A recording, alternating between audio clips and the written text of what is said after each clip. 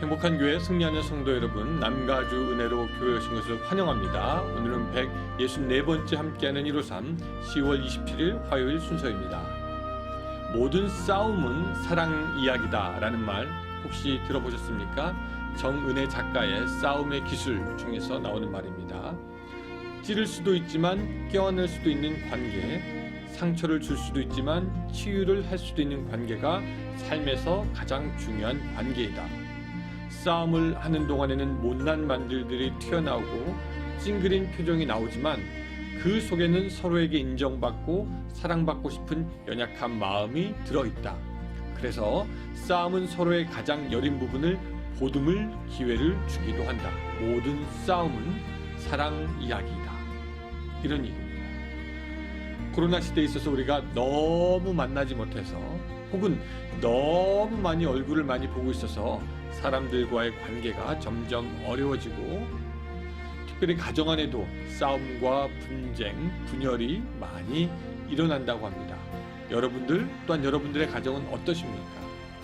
찌를 수도 있지만 껴안아 준다면, 상처를 줄 수도 있지만 치유하여 준다면, 여러분 바로 그것이 우리 기독교인들이 가장 먼저 집에서 실천해야 할 사랑입니다. 그렇죠? 오늘 하루 가족들에게 더욱 사랑한다는 말 한 번 더 건네고 껴안아 줄 수 있고 그 사랑이 계속해서 행복으로 번져가는, 그래서 다른 가족들, 교회에도 사랑이 더욱더 풍성해지는 우리가 될 수 있기를 주님의 이름으로 축원합니다.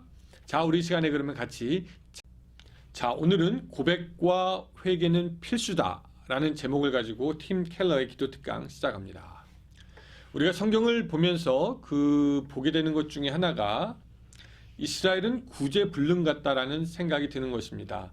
애굽을 탈출하면서 하나님의 놀라운 일을 보고 기적을 경험하고 그 놀라운 하나님의 사랑도 알게 되지만 그들은 계속해서 하나님께 범죄하는 것을 우리가 보게 됩니다. 복을 많이 받았다는 솔로몬도 마찬가지였죠. 그렇게 은혜를 받은 사람이 없는데 그는 여전히 범죄하며 사는 것을 우리가 볼 수가 있습니다. 그런데 더 놀라운 것은 그럼에도 불구하고 하나님께서는 여전히 사랑이 많으시고 신실하시며 뭇 백성의 죄를 사하시고 또 그들과 함께 하신다는 말씀, 회복하신다는 말씀을 계속 하시는 겁니다. 하나님이 그렇게 계속 용서하신다고 우리의 죄가 가벼운 것은 결코 아닙니다. 우리의 죄는 당신의 아들을 십자가에서 죽여야 할 만큼 무겁고 심각하고 끔찍한 것이었습니다. 그러나 하나님의 사랑이 우리로 하여금 예수 그리스도의 십자가로 말미암는 구원을 얻게 하셔서 우리는 그 죄의 형벌을 받지 않게 되었습니다. 근데 여기서 문제가 있습니다. 자, 첫 번째 제가 여러분들에게 말씀드리고 싶은 것은 죄는 우리를 성장하게도 한다라는 것입니다. 우리가 그렇게 용서를 받았는데 우리는 여전히 같은 죄를 짓기도 하고 또한 다른 죄를 지으면서 여전히 죄와 허물인 존재로 남아 있는다라는 것입니다. 어떤 사람은 회개가 아니라 자신이 무엇을 하는 열심과 노력으로 자기의 의를 쌓아서 죄의 문제를 해결하고 있는 사람이 있는데 그것은 어리석은 사람이고요. 또 어떤 사람은 자기가 좋은 일을 하면은 그만큼 자기의 죄가 없어질 거라고 생각하는데 그것도 역시 어리석은 것이죠.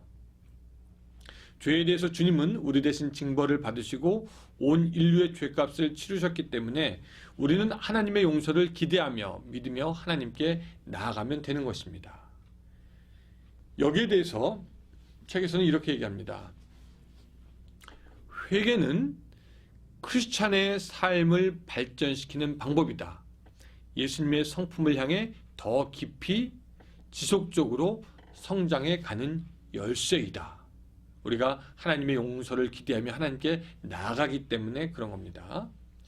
그리고 회개할 때 용서하시는 그 은혜를 깊이 확신하고 안전감을 가지면 회개는 그저 죄를 용서받는 수단이 아니라 여기서부터 중요해요. 하나님을 높이고 주님을 기준으로 삶의 방향과 태도를 조정하는 도구가 된다라는 것입니다. 회개할 때 우리가 용서받는 것뿐만 아니라 우리들의 삶의 방향이 다시 한번 주님 앞에 재정립되는 그런 은혜가 있게 된다라는 것입니다. 그래서 회개는 죄를 짓는 것은 나쁜 것이고 또한 회개 역시 우리에게 달갑지 않은 것이 될 수도 있겠지만 그 회개를 우리가 할 때 지속적으로 우리는 성장해 갈 수 있습니다. 죄를 지었을 때 그래서 빨리 그 죄와 허물을 들고 하나님 앞에 나아가 고백하며 예수님이 속죄의 제물로 돌아가셨음을 기억하고 구원의 기쁨을 다시 경험한 것이 필요합니다. 회개에는 물론 어느 정도 쓰라림과 아픔과 슬픔이 따르게 마련이지만 죄를 더 절실하게 자각할수록 은혜에 대한 확신 또한 커지게 되는 것이죠. 용서받았음을 실감할수록 더 열심히 회개하고 더 빨리 성장하고 변화하고 겸손과 기쁨이 깊어집니다. 그래서 우리는 기억해야 합니다. 회개를 그냥 힘들고 고통스러운 것이라고 미룰 것이 아니라 회개하면서도 우리가 성장할 수 있다. 기억해야 합니다. 두 번째, 진정한 회개란 그럼 무엇이냐라는 것입니다. 죄를 회개하고 또 고백한다라는 것은 성경에서는요, 곧 죄를 등지고 죄와 결별하는 것을 의미합니다. 죄의 고백과 결별은 결코 분리되면 안 될 요소이지만 기독교인들 중에 열의 9은 고백과 동시에 죄를 절연하고 마음을 돌이켜 같은 잘못을 되풀이할 가능성을 이렇게 차단하거나 또한 그 마음, 그 죄악을 약화시키는 어떤 그런 결단 없이 죄와 허물을 털어놓는 것에만 그친다는 것이 문제입니다. 다시 한번 좀 반복해 볼게요. 많은 기독교인들이 그냥 죄를 고백하는 것으로만 그치지 그 죄를 다시 짓지 않기 위해서 노력하는 것에 굉장히 소홀하다라는 겁니다. 기독교인은 용서와 용납을 받았다는 사실을 믿고 고백하지만 내면으로는 더 이상 악이 자기의 삶을 휘두르지 못하도록 그 죄 때문에 슬퍼하고 못 견뎌야 하는 마음을 가져야 하는 것입니다. 잘못을 했다는 사실을 인정하면서 누구의 탓을 대는 것 바른 것이 아니고 잘못을 했지만 자기 연민에 쌓여서 탓을 하는 것도 문제입니다. 죄의 고백과 회개에는 죄에 대한 것을 인정하지만 다시 죄를 짓지 않겠다는 결별이 있어야 합니다. 남의 탓, 자기 연민의 탓 그런 것은 있으면 안 된다는 거죠. 여기에 대해서 존 스토드 목사님은 이렇게 얘기합니다. 참다운 회개는 인정과 거부라는 두 가지 요소를 갖추어야 한다. 일단 죄를 있는 그대로 인정하고 곧바로 꿇고 또한 죄에 대해서 거부하고 단호하게 물리쳐야 합니다.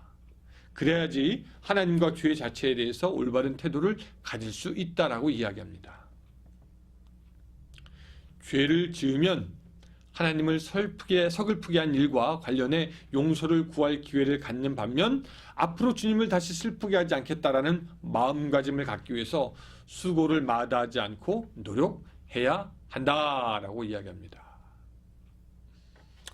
가끔 보면은 이런 식의 오류를 봅니다. 죄를 짓고 또 회개하고 죄를 짓고 회개하고 죄를 짓고 회개하고 이런 과정을 거치면서 어떤 사람들은 나는 그냥 이렇게 태어났나 봐. 나는 원래 이런 식인가 봐. 나는 안 되나 봐 하면서 좌절하면서 끝내는 죄를 짓는 자신의 모습을 합리화하는 모습을 보는데 이런 것은 하나님이 원하시는 것이 아니다라는 것입니다. 우리가 저번 시간에도 말했던 오웬이라는 사람은 기도의 시간에 하나님과의 친밀감, 하나님의 그 놀라움, 그리스도의 희생, 하나님의 위엄, 주님의 인내를 생각하면서 고백하고 또한 그 고백과 함께 자신이 얼마나 약한 존재이며 자신을 스스로 바꿀 수 없는 연약한 존재라는 것을 계속해서 기억할 때 성경의 진리들을 이렇게 묵상할 때 죄가 무기력해질 수 있다라고 합니다. 끊임없이 하는 우리의 그 고백들 또한 성경의 진리들 그것을 우리가 계속해서 반복할 때 죄가 드디어 힘을 잃게 된다는 것입니다. 여러분 우리가 죄를 무기력하게 만들 수 있다는 겁니다. 하나님의 놀라운 성품을 묵상하면서 성경의 진리된 말씀을 읽어나가면서 그것을 기도로 계속해서 우리가 믹스할 때 죄가 우리 가운데 약해지고 세력을 잃게 됩니다. 마치 해가 떴을 때 잡초의 뿌리가 말라가는 것처럼요. 기도를 통해 하나님 중심으로 죄를 고백하고 돌이키는 훈련과 습관과 노력은 변화를 일으키는 강력한 수단이 됩니다. 이런 것들이 계속되면은 자기 안에 있는 죄가 더욱 혐오스러워지고 미워지며 그때 비로소 우리는 죄에서 해방되게 되는 것이죠. 오늘 시간을 마치면서 제가 개인적인 회개 기도의 팁을 좀 드리면 이렇습니다. 어떤 분하고 이야기하는데, 목사님, 저한테 그렇게 얘기하더라고요. 목사님, 저의 과거를 알면 참 놀랄 겁니다. 아마도 예전에는 그분이 참 나쁜 사람이었다는 것을 말하는 것 같았어요. 저도 속으로 말했습니다. 아마 저의 과거를 알면 더 놀라실 텐데요. 하나님 앞에 모든 사람이 죄인인데 우리는 압니다. 그냥 죄인도 아니고 참 답이 없는 죄인이고 허물밖에 없는 사람들이 우리라는 것 압니다. 그걸 알기에 우리는 다른 사람 비난하는 것이 굉장히 늦어집니다. 왜? 자기의 약점을 알기 때문에 다른 사람의 약한 점을 지적할 위치가 되지 않는다는 것을 뼈저리게 알기 때문입니다. 어쨌든 우리는 그런 죄로 인해서 회개 기도하게 되는데, 어떤 때는 그 회개 기도할 때 우리의 감정이 풍부하게 동원이 됩니다.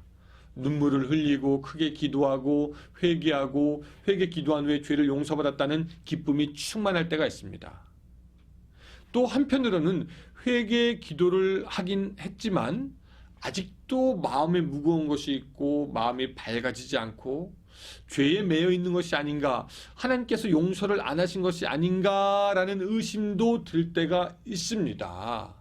때로는 열심히 기도했는데 마음에 아무런 변화가 없어. 그저 냉랭할 때가 있습니다. 우리 의심합니다. 주님, 저를 용서하셨습니까? 하나님의 속죄의 은혜가 의심되기도 합니다. 나는 과연 용서받은 은혜가 있는 것인가? 이렇게 말이죠. 그런 때 우리의 기도는 무엇인가 딱 막히는 느낌이 들기 마련인데, 우리가 알아야 하는 것은 속죄의 은혜 역시 하나님께 달린 것이며, 우리에게 중요한 것은 우리가 죄를 구할 때 주님은 용서하신다는 겁니다. 만일 우리가 우리 죄를 자백하면 저는 미쁘시고 의로우사 우리 죄를 사하시며 모든 불의에서 우리를 깨끗게 하실 것이요. 우리에게 중요한 것은 죄의 용서를 받았다는 느낌이 중요한 것이 아니라 어떤 죄도 용서하시는 하나님의 놀라운 사랑과 은혜를 믿는 것입니다. 오늘 여러분들이 온 몸과 마음을 다해서 하나님께 회개의 기도를 올리고 하나님, 나 다시 죄 짓지 않겠습니다라고 고백한다면은 그 기도 후에 여러분들의 마음이 때로 냉랭할지라도 하나님께서 여러분들의 죄를 용서하시고 은혜 베푸시는 것을 믿으시기 바랍니다. 그 믿음이 때로는 우리에게 더 필요하다는 거죠. 감정에 치우치지 말고 우리에게 죄사함의 은혜와 용서를 주시는 하나님을 믿고 앞으로도 참된 회개로 더욱 영적으로 성장하는 그런 여러분들이 되시기를 바랍니다. 기도하겠습니다. 하나님, 우리는 죄를 지을 수밖에 없는 존재임을 다시 한번 고백합니다. 그래서 우리는 회개합니다. 어제도 회개하고 또 오늘도 회개합니다.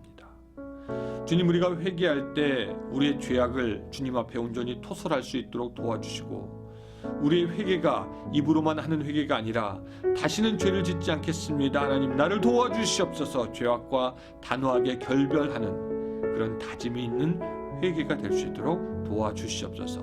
온전한 회개로 더욱더 성장할 수 있도록 주여 도와주시되 예수 그리스도의 성품을 오늘보다 내일 더욱더 닮아갈 수 있는 그런 우리가 될 수 있도록 도와주시옵소서. 예수님의 이름으로 기도드리옵나이다. 아멘. 네, 이제 또 30분 우리가 기도하는 시간이 되었는데요. 여러분, 회개할 기도가 있습니까? 회개와 고백은 필수입니다. 그 기도로 여러분들이 오늘 더욱더 성장할 수 있기를 주님의 이름으로 바랍니다. 감사합니다.